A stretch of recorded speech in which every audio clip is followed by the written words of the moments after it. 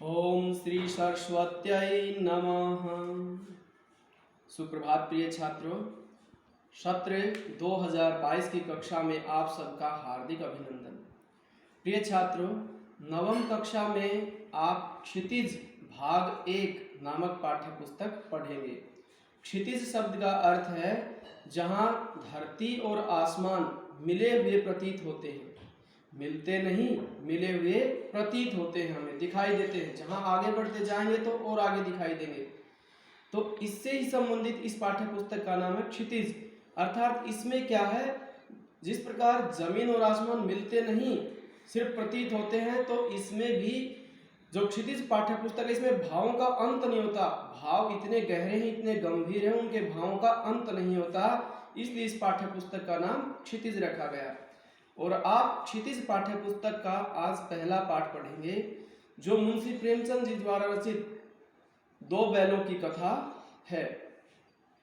मुंशी प्रेमचंद जी हिंदी साहित्य के महान कथाकार हैं। महान अर्थात उनका साहित्य बहुत विशाल है, समृद्ध है। और महान कथाकार इसलिए हैं, उन्होंने सिर्फ अपनी विद्वत्ता का प्रदर्शन नहीं किया, समाज में जिस भी बुराई को उन्होंने देखा उसके ही विरुद्ध उन्होंने लिखा। जैसे उन्होंने मजदूरों और किसानों का शोषण, उसके विरुद्ध लिखा। स्त्रियों की दुर्दशा और स्वाधीनता आंदोलन, ये उनके लेखन का मूल आधार रहे हैं। और उनका जीवन स्वयं का अभावों में व्यतीत हुआ। बचपन में ही इनकी माता का देहांत हो गया था और उनके पिता ने दूसरी शादी कर ली थी, तो इनके साथ सौतेला व्यवहार रहा। फिर मात्र 15 वर्ष की आयु में इनकी शादी कर दी गई और इनकी शादी के तुरंत बाद इनके पिता का देहांत हो गया। तो प्रेमचंद जी के ऊपर सारे घर की जिम्मेदारी रही। जो इनकी सौतेली माँ थी, उनकी 2 संतान और थी। 2 संतान वे थी, प्रेमचंद जी की पत्नी थी और स्वयं प्रेमचंद जी थे। सारे परिवार का भरण पोषण, सिर्फ इनका कार्य क्या था, ये लेखन में ही जुड़े रहते थे। उर्दू और फारसी के भी अच्छे विद्वान थे। हिंदी साहित्य तो इनका लेखन प्रारंभ से ही अच्छा रहा। इनकी पढ़ने और पढ़ाने में रुचि रही। नाटकों का लेखन इन्होंने प्रारंभ बचपन से ही कर दिया था। तो प्रेमचंद जी ने लेखन के साथ इन्होंने क्या किया, जैसे समाज में बुराइयां घटित हुई तो पत्रिकाओं के माध्यम से इन्होंने समाज को जागरूक किया। हंस और जागरण नामक पत्रिकाएं इन्होंने लिखकर समाज को जागरूक किया। वैसे तो इन्होंने समझ लिया था कि हम अंग्रेजों का मुकाबला नहीं कर सकते, शक्ति में या अस्त्र शस्त्रों में, हथियारों में उनके पास अधिक थे। तो इन्होंने क्या किया, समाज को जागरूक करने के लिए पत्रिकाएं लिखनी प्रारंभ कर दी और साहित्य को ही एक समाज को जागरूक करने का इन्होंने सशक्त माध्यम बना लिया। इनकी कथाओं में मुख्य विशेषता क्या होती थी कि आत्मीयता जुड़ी होती थी। पशु और पक्षियों के साथ भी आत्मीय संबंध जुड़े होते थे। कृषक समाज और पशुओं के संबंध बहुत अच्छे से प्रेमचंद जी ने दर्शाए हैं। और इनकी भाषा सहज, सरल, मुहावरेदार रही है। देशज और विदेशज शब्दों का प्रयोग इनकी भाषा में कुशलता पूर्वक है। इनके साहित्य में बहुत अच्छे ढंग से उनका मिश्रण किया गया है। जो 2 बैलों की कथा है, प्रेमचंद जी इसका प्रारंभ कुछ इस प्रकार करते हैं। वे कहते हैं कि गधे को बुद्धिहीन जानवर समझा जाता है। प्रेमचंद जी की भाषा में व्यंग्य भी है। देखना, वो बात को मतलब कहते इस ढंग से हैं, उसका अर्थ फिर दूसरी तरफ जाता है।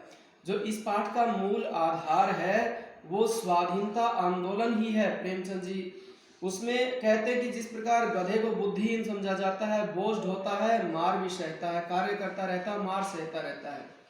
तो प्रारंभ भारतीयों से ही करते हैं कि भारतीयों के साथ भी ऐसा व्यवहार होता था कि वो मार भी सहते थे, जेल में पड़े रहते थे। कोई विरुद्ध बोलता उसी को जेल में डाल दिया जाता था और उनसे कार्य भी करवाया जाता था। तो वहीं से ये पाठ का प्रारंभ करते हैं कि गधे को बुद्धिहीन जानवर समझा जाता है क्योंकि इसको जैसा मिलता है वो वही खा लेता है और हमेशा संतुष्ट दिखाई देता है। फिर कहता है कि गाय को भी इसी प्रकार का कि एक ना इंसानियत कहें, या जैसे जो बिल्कुल शरीफ इंसान होता है उसको कहते हैं कि गौ जैसा इंसान है, तो गाय को भी इसी प्रकार का प्राणी माना जाता है। लेकिन कहता ब्याई हुई गायें जो होती है वो सिंह का रूप धारण कर लेती है। ब्याई हुई गाय से जो तात्पर्य प्रिय छात्रों, जब गाय बछड़ा या बछड़ी जिस समय पैदा करती है तो उस समय वो शेरनी का रूप धारण कर लेती है, उसके पास किसी को नहीं जाने देती। और कुत्ते को भी एक बिल्कुल इसी तरह का प्राणी समझा जाता है। लेकिन कुत्ता भी कहते हैं कभी कभी काट लेता है, गधा तो लेकिन कभी भी कुछ नहीं, ना मारता, ना सिंह नहीं का रूप धारण करता, ना काटता। वो हमेशा जैसा मिलता है वही खा लिया और काम करता रहा। कहा है कि वैशाख के महीने में कभी कभी कुलेल कर लेता है। वैशाख का महीना है प्रिय छात्रों, अप्रैल और मई ये मान लेते हैं, आधे अप्रैल से आधे मई तक वैशाख मास का महीना। अभी चैत्र मास है तो चैत्र मास के तुरंत बाद वैशाख मास आता है। तो उसमें गधा क्या करता है, कुलेल करना, अर्थात या तो राख का ढेर या मिट्टी का ढेर उस पर लोट पोट होता है, एक क्रीड़ा करता है, अपना खेल करता है, उसमें ही अपनी मौज मस्ती वो दिखाता है। अन्यथा वो अपने कार्य बस काम किया और जैसा मिला वो खा लिया। तो प्रेमचंद जी ने कहा कि उसमें ऋषि मुनियों के जो सभी गुण हैं, ऋषि मुनियों के गुण क्यों कहे, क्योंकि ऋषि मुनि सुख दुख लाभ हानि जय पराजय इसमें हमेशा एक जैसे रहते हैं। तो गधा भी इस प्रकार कभी दुखी या सुखी अलग नहीं होता, वो हर समय एक जैसा ही प्रतीत होता है। तो प्रेमचंद जी कहते हैं फिर भी व्यक्ति उसको बुद्धिहीन कहते हैं। तो यही भारतीयों को दर्शाता है कि भारतीय जो व्यक्ति हैं उनको अफ्रीका में उनके साथ बड़ा बुरा व्यवहार है, अमेरिका में तो घुसने ही नहीं दिया जाता। क्यों? क्योंकि ना तो वो शराब पीते, ना छल कपट जानते, इसी प्रकार का है गधे की तरह। लेकिन प्रेमचंद जी कहते हैं इस प्रकार नहीं होना चाहिए। जो अन्याय होता है, अत्याचार होता है, उसका हमें तिरस्कार करना चाहिए, उसका विरोध करना चाहिए। अब गधे के ही भाई बैल को बताता है कि बैल भी गधे का ही भाई होता है, वो भी बोझट होता है। तो अब कहानी का प्रारंभ है वो यहाँ से होता है कि जो दो बैल थे, झुरी नामक एक व्यक्ति है, झुरी काछी, उसके पास पछाई जाति के दो बैल। पछाई जाति जिस प्रकार जाति ना, गाय की भी आपने जाति सुनी होगी, ये देशी गाय, ये अमेरिकन गाय है, ये साहिवाल गाय है। तो इसी प्रकार बैलों की भी जाति बताई कि पछाई जाति के दो बैल थे और बैल दोनों सुंदर थे, बलिष्ठ थे। दोनों बैलों में मित्रता थी।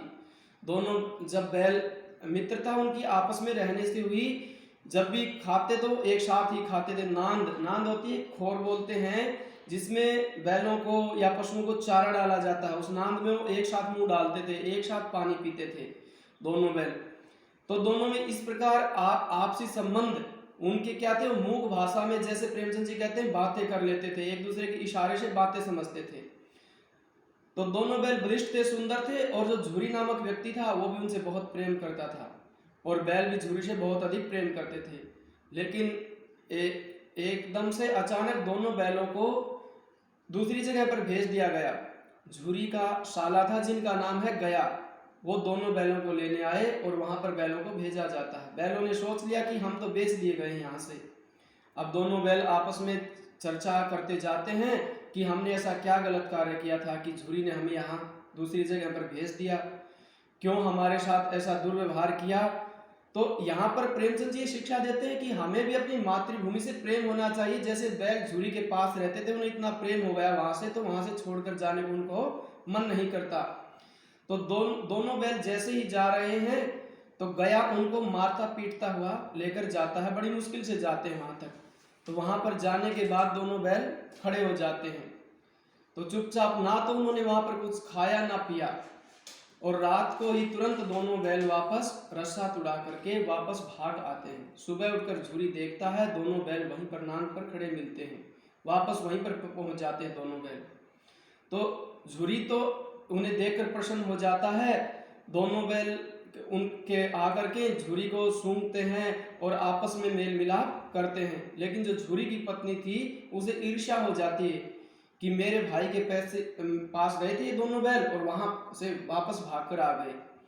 तो झुरी ने कह दिया कि वहां पर चारा नहीं मिला होगा। तो झुरी की पत्नी कहती, हाँ तुम ये खिलाना जानते हो, और तो कोई दुनिया में खिलाना ही नहीं जानता। तभी अगले दिन फिर उनका जो झुरी का साला था गया, वह वापस आ जाता है बैलों को लेने के लिए, और बैल फिर से वापस चले जाते हैं। अब गया जब उन्हें वापस ले जाता है तो वो उन्हें गाड़ी में जैसे जोत कर ले जाता है। दोनों बैलों का बिल्कुल भी मन नहीं होता, कभी हीरा उधर दौड़ता है, मोती उधर दौड़ता है। दोनों ने बिल्कुल परेशान कर लिया, लेकिन मारता पीटता वह उन्हें ले जाता है। और जाने के बाद फिर दोनों बैलों ने कुछ नहीं खाया। वहाँ पर ही जब गया उनको जोतता है, वहाँ हल में जोतता है, तो दोनों बैलों ने बिल्कुल पैर नहीं उठाया, एक तरह से कसम खा ली। तो हीरा ने, जो गया था वह तो निर्दयी स्वभाव का था, उसने हीरा की नाक पर डंडे जड़ दिए। तो मोती से सहन नहीं हुआ, मोती ने वहां पर उथल पुथल कर दिया और दोनों बैलों ने पूरे जोर से रस्से तोड़ दिए, भाग लिए वहां से। गया दो व्यक्तियों की मदद से उनको पकड़ता है और वापस लेकर आ जाता है। शाम के समय फिर वही उनको सूखा चारा डाल दिया जाता है।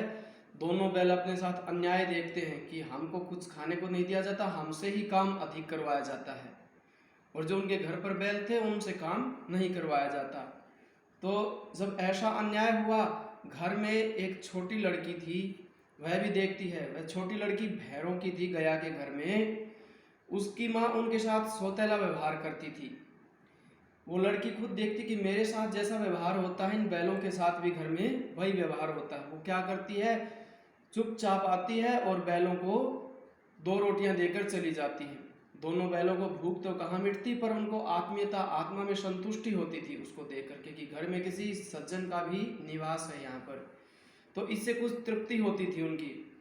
जब वो लड़की उनको आकर कहती है कि तुम यहाँ से भाग जाओ, नहीं तो आज घर में चर्चा चली हुई है कि आज आपको नाथ डालने की बात कही जा रही है। नाथ डालना प्रिय छात्रों, बैलों की कभी देखा होगा नाक के बीच से रस्सी निकाली जाती है ताकि वो अच्छे से कंट्रोल में हो जाएं, अच्छे से नियंत्रण में हो जाएं, तो इसलिए यह बात कही जाती है।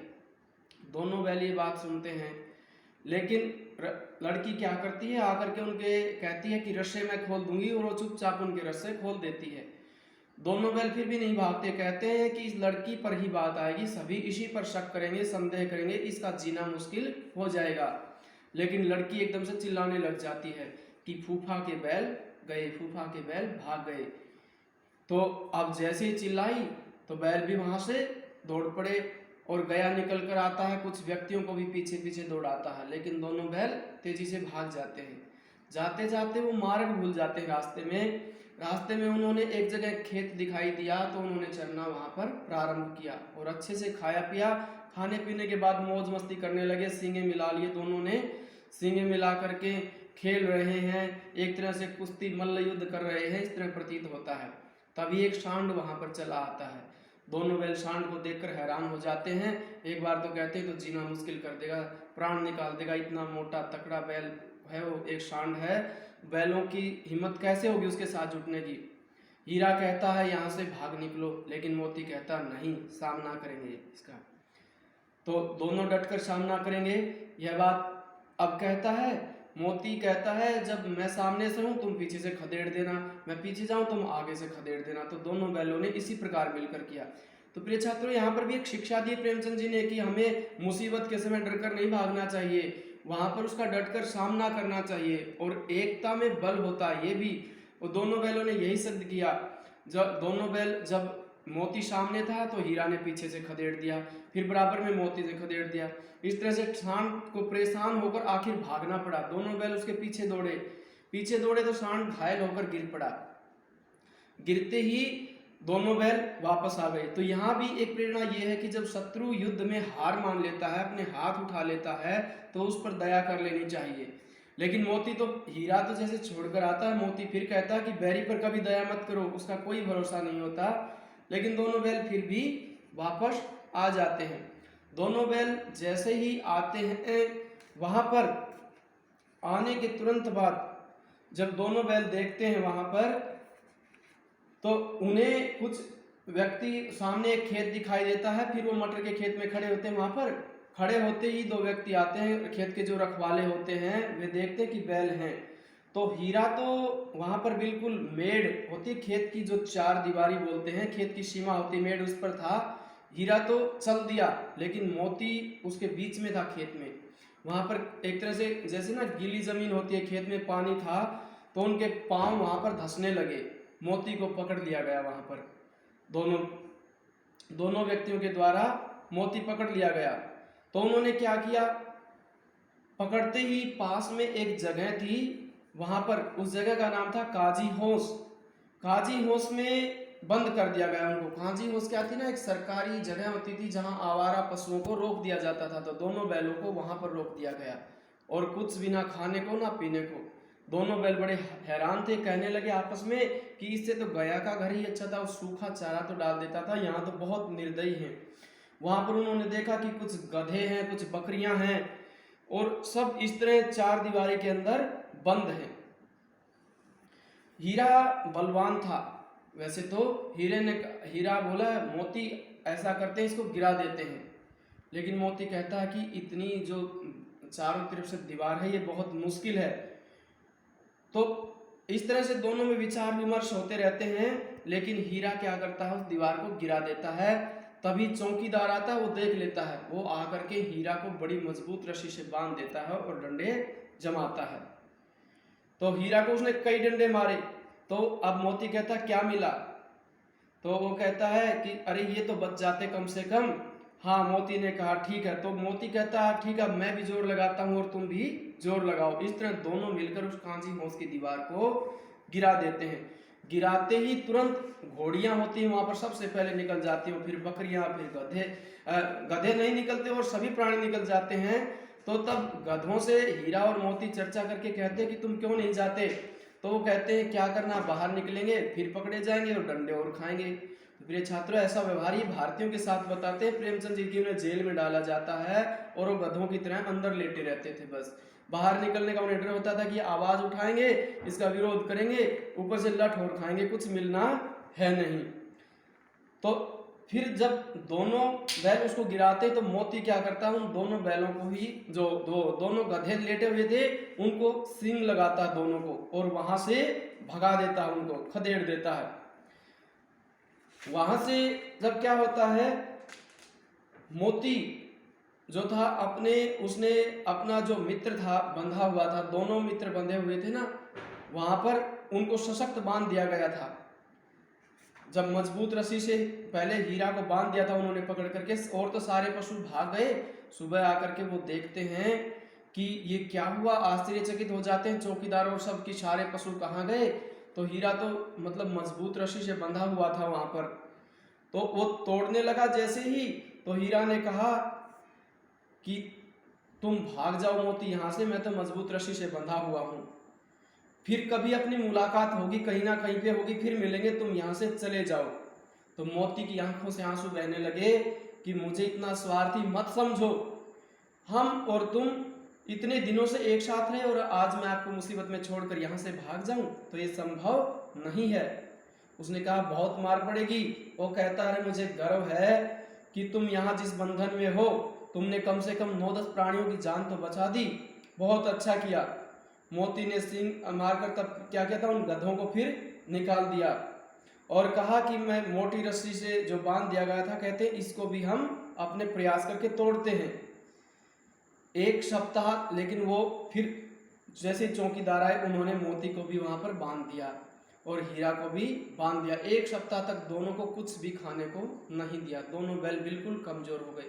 और वहाँ क्या होता था प्रिय छात्रों, उनमें पशुओं की बोली लगती थी, बोली लगाई जाती थी। कांजी होश में जो पशु होते थे, आवारा पशु, उनकी हाजिरी तो ली जाती थी, प्रतिदिन हाजिरी लेते थे। उनका काम होता था चौकीदारों को कितने पशु हैं, उनको खाने पीने का चारा का सामान भी आता था, पैसे दिए जाते थे। लेकिन सरकारी सामान होता था, कोई उस पर नियंत्रण नहीं होता था। ये बताया कि कोई देखभाल नहीं होती थी, वो सब पैसे खा जाते थे, उनके चारे के, पानी के जो भी पैसे होते थे तो उन पर लगाए नहीं जाते थे। पशुओं की बोली होती थी। दोनों बैल बहुत कमजोर हो गए थे तो उनकी बोली का दिन आ गया। एक दिन, एक सप्ताह बाद, जो कोई आए उनको देख कर चला जाए, बिल्कुल दुबले पतले थे। लेकिन एक दड़ियल व्यक्ति आता है वहां पर और वो उनकी बोली लगाना प्रारंभ करता है और उनको खरीद लेता है कि यह आदमी बड़ा, एक दूसरे से देखते हैं कि तो बड़ा गुस्सैल सा व्यक्ति है। जब उनको प्रारंभ में देखता है तभी उनके साथ ऐसा व्यवहार करता है, हाथ में डंडा लिया हुआ है, दड़ियल सा व्यक्ति है। तो वो दोनों एक दूसरे से सलाह मिलाते हैं, तो छुरी भी से हमको काट भी सकता है, इस प्रकार का निर्दयी सा व्यक्ति प्रतीत होता है। दोनों बैलों के कोंच में पीछे से डंडे ऐसे ऐसे लगा लगा कर देखता है। दोनों बैल बड़े परेशान हो गए थे वहां से लेकर वो चलता है। वहां दोनों को जब जिस रास्ते से ले जा रहा था तो एकदम वो रास्ता उन्होंने मालूम हुआ कि तो हमें परिचित सा रास्ता लगता है, कहीं पर जाना पहचाना रास्ता है। दोनों एकदम से घर की तरफ दौड़ पड़ते हैं। झूरी ने देखा एकदम से दोनों बैलों को, झूरी बाहर धूप सेक रहा था और दोनों बैलों को एकदम से गले से लगा लिया।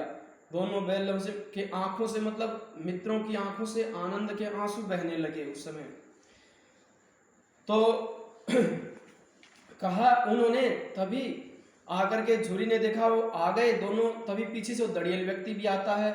दड़ियल व्यक्ति आकर कहता है बैल मेरे हैं। झुरी कहता है मेरे द्वार पर खड़े हैं, बैल तो मेरे हैं। इस प्रकार दोनों में बहस चली रहती है। तो तभी कहता है, अभी जब मोती ने क्या किया, उस दड़ियल व्यक्ति के पीछे दौड़ना शुरू कर दिया, मारना उसको प्रारंभ कर दिया और उसको बाहर तक ले गया। उसके पीछे पीछे दौड़ता रहा। गांव के सभी व्यक्ति तमाशा देखते रहे। गांव के व्यक्ति भी बड़े खुश थे। पहली बार भी जब बैल आए तो सब उनके लिए, जो आड़ोस पड़ोस में थे, बहुत अच्छी अच्छी उपाधि देते हैं उन्हें। कोई कहता है इन्हें सम्मान पत्र मिलना चाहिए, और कोई उनको खाने के लिए कुछ गुड़, भूसा, चारा सब कुछ लेकर के आते हैं उनको। तो इसी प्रकार दोबारा भी जब व्यक्ति गांव के देखते हैं, वहां पर एक तरह से तमाशा दोनों मित्र उनके देख करके कहते हैं कि ये तो किसी प्राचीन जमाने में इंसान ही लगते हैं, दोनों बैल इतने बहादुर हैं। यहाँ पर सब व्यक्ति तमाशा देखने में लगे हुए थे। और वहां पर जैसे ही मोती उसको छोड़ करके, दड़ियल व्यक्ति को छोड़कर वापस आता है, हीरा कहता है कि नहीं जाना चाहिए था। मोती कहता मैं इसको मारता गिराता। अब यहाँ से वापस आकर दोनों बैल फिर प्रेम से वहां पर नांद में मुंह डालते हैं, खाते हैं, पीते हैं, तो आनंद का फिर से अनुभव करते हैं वहां पर। और जो घर की मालकिन है वो भी आती है और दोनों बैलों का माथा चूम लेती है, वो भी खुश होती है। तो प्रिय छात्रों, इस कहानी में अनेक प्रकार के संदेश भी छुपे हुए हैं। जैसे हमें कि मिलकर कार्य करना चाहिए, हमेशा अपने स्थान से प्रेम होना चाहिए। और इस पाठ में एक यह भी आया था कि औरत जाति पर सींग चलाना मना है। जिस समय ये बात थी ना, दो लड़की आती है, भैरों की जो लड़की थी वो खोलने के लिए आती है, वो कहती ना इसको मारेंगे। तो तब मोती कहता मैं मार गिराऊंगा यदि, लेकिन फिर कहता है यदि इसको मार दिया गया को मैंने तो ये लड़की अनाथ हो जाएगी। कहता है इस मालकिन को मार दूं, तो फिर कहता औरत जाति पर सींग चलाना मना है। तो यहाँ पर यह भी संदेश दिया गया कि प्रेमचंद जी के काल में औरतों का सम्मान था। और फिर कहते हैं संगी की जब मदद की बात आती है, एक दूसरे की, जब हीरा को बांध दिया जाता है तो मोती नहीं जाता, मोती को पकड़ लिया जाता है खेत में, तब हीरा उसको छोड़कर नहीं भागता। तो हमें संगी को मुसीबत में छोड़कर नहीं भागना चाहिए। और हमें मुख्य रूप से संदेश क्या है कि ये सारा संदेश यही है, स्वाधीनता आंदोलन है। प्रेमचंद जी कहते हैं कि हमें जिस प्रकार बैल मिलकर रहे तो इसी प्रकार हमें भी मिलकर रहना चाहिए और अंग्रेजों को यहाँ से भगाना चाहिए। तो प्रिय छात्रों, आपके जो अभ्यास के प्रश्नोत्तर हैं वो आपको लिखकर भी भेज दिए गए हैं। आपको वो अपनी जो पाठ्य पुस्तक है उसमें लिखना। आपको अभ्यास के जो प्रश्नोत्तर हैं सभी के संकेत रूप में भेज दिए गए हैं। वह प्रश्न पहले प्रश्न से लेकर के आपको सभी प्रश्न समझाए गए हैं। फिर भी किसी भी प्रश्न में यदि आपको कोई संदेह हो तो आप निसंकोच निसंदेह पूछ सकते हैं। जैसे हाजिरी क्यों ली जाती थी, तो यही है, हाजिरी इसलिए ली जाती थी ताकि उनकी गिनती रहे, ताकि सरकार में लिखित रूप में प्रमाण दिया जाए खाना कितने पशुओं के लिए है और पीने का प्रबंध कितने पशुओं के लिए करना है। और बैल, अगला प्रश्न है जैसे छोटी बच्ची का बैलों के प्रति क्यों प्रेम उमड़ आया, क्योंकि वो उसकी माँ भी उसके साथ माँ नहीं थी, सौतेला व्यवहार होता था, बैलों के साथ भी सौतेला व्यवहार होता था। और नीति विषयक मूल्य अभी मैंने बताया, शिक्षा इस पाठ में बहुत अधिक है। औरतों का सम्मान, मातृभूमि से प्रेम, आज़ादी का आंदोलन। तो इस प्रकार ये सभी प्रश्नोत्तर आपको करने हैं। धन्यवाद। जय हिंद, जय भारत।